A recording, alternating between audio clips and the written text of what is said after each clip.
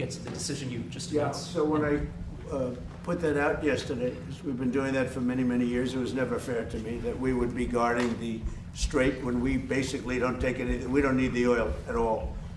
And it wasn't important for us, but it was important for allies. It was important for people that we get along with very well, including the major Gulf state countries. So I put it out yesterday. I thought it was good. I was called by different people, different countries, kings and emirs and all of the people that we all know and we all love. And they've been very strong partners.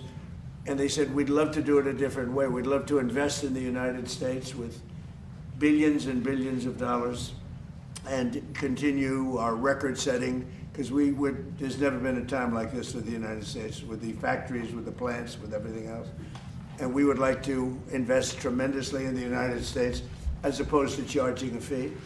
And I like that, actually, because I don't think anybody should be able to charge a fee for the strait or for any other strait relationship in terms of other sections of the world. I don't think anybody should be really in that position. But we were doing it as a reimbursement.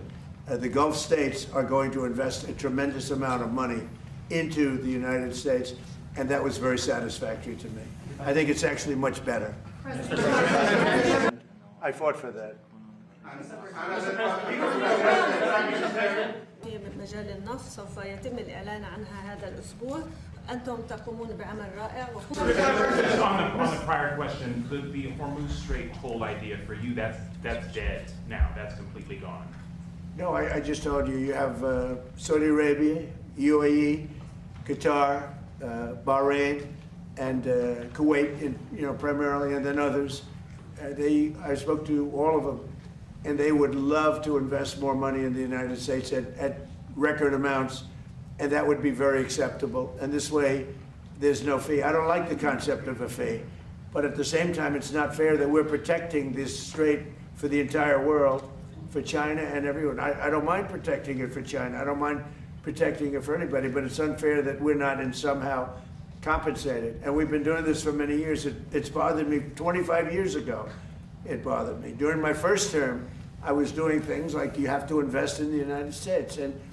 But by doing it that way, there's no fee. They're investing and they're getting a return on their money, and it's good. But they're going to be making massive investments into the United States, and I like that much better. President, Each part of Iraq is part of my own body. He might have been sleepy, but boy, he could create inflation like nobody. And I inherited that. And is the military attack on Iran, is this a strategy to bring them back to the table? Was it to degrade them so the regime will eventually fall? well, we don't think we need the military there anymore. It's a very big operation. And what we do have is the oil companies are all going in now, and they're doing partnerships with Iraq, and they're getting along very well. The relationship is a whole big relationship where we don't need the military there. We're there to help them. We're there to protect them if need be, but we don't think that's going to be necessary. And their primary, I consider an opponent. They might have considered a friend, but I consider that an opponent was Iran, was a big burden on Iraq because they were the bully of the Middle East, as you know. And we were just talking about that, but they're not going to have that problem anymore because Iran has been very much destabilized, and really their military power is just a tiny fraction of what it was just 4 months ago. On schedule, we have a great, here we are. I mean, we're right now, I even called for a lunch that wasn't scheduled, okay? ولا يمكن أن نسمح لقوة واحدة أو بلد واحد بأن يهيمن على كامل. Thank you. Given how the Iranians have been behaving, do you have any regrets about lifting the naval blockade or giving the sanctions waivers? No, I gave them a chance. I wanted to give them a chance at making a deal. You know, we had a deal 2 days ago. It was done. And then all of a sudden, they couldn't do it. They didn't like something about the deal. They couldn't do it. And they shot first, and that was a big mistake that they shot first because we have been knocking the hell out of them. They're very difficult people. 47 years we put up with it. The SS Cole, you go back all the way, thousands of people, thousands of Americans were killed, a lot of soldiers were killed. A lot of soldiers are walking around or not walking around. I mean, they've been so badly injured. The arms, the legs, the face, with the Soleimani, with the bomb. They call it the roadside bomb. Most people call it the roadside bomb. It's a disaster. And I killed him in my first administration.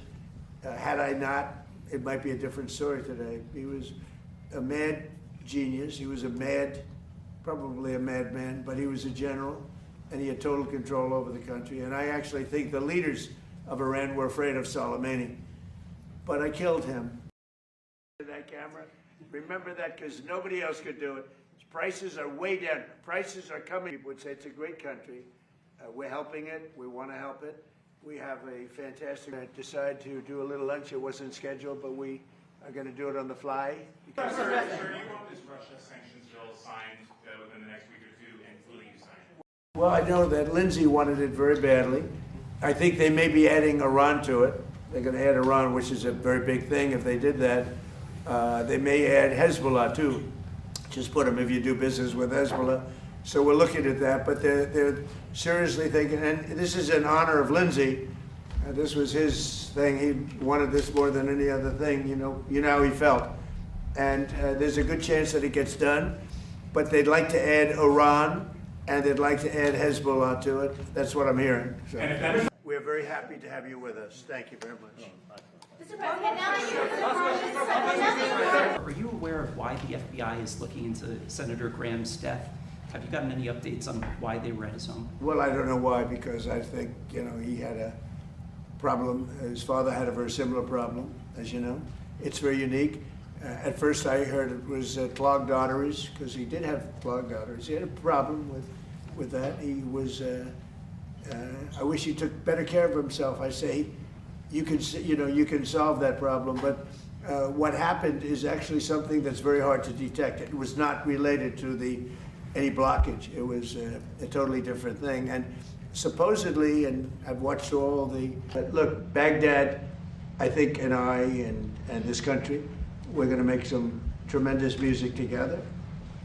We haven't been dealing very much over the last 4 or 5 years with the previous administration. Iraq has tremendous potential because of their oil and because of other things, but because of their oil.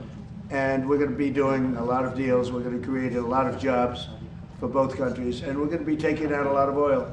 A lot of oil is coming out, and the American companies are doing it. Mostly American companies now. They don't want to do business with others. They want to do business with America, and that's good. And that's one of the reasons that I felt so strongly that this was going to be a great prime minister, and I fought for that. وهو أيضا من المعجبين بأمريكا والولايات المتحدة. العراق طبعا دولة غنية لديها كثير من الاحتياطات النفطية وهي لا الأوبك احنا أحد البلدان المؤسسة لها. We are one of the countries that established OPEC. لكن نريد حقنا وحصة منصفة للعراق. We need like a fair share for Iraq. العراق حارب داعش. Iraq fought ISIS. والإرهاب بأجمعه. And terrorism at all. وبدعم الولايات المتحدة الأمريكية. Support of the United States of America. وهذه الحرب مع داعش. This fight with ISIS. كلفتنا نفقات كبيرة. It cost us like huge amounts of money. ودمرت البنى التحتية العراقية. Destroyed the Iraqi infrastructure. مقدار الضرر اللي أصاب العراق. The damage that really was against Iraq. أكثر من 400 مليار دولار. Is more than $400 billion. لليوم بعض العراقيين مدن مدمرة. Until today, like some Iraqi cities are totally destroyed. ويسكنون في مخيمات. They're like live in camps. Thank you very much. Mr. President, now that you're the Mr. President, now that you're the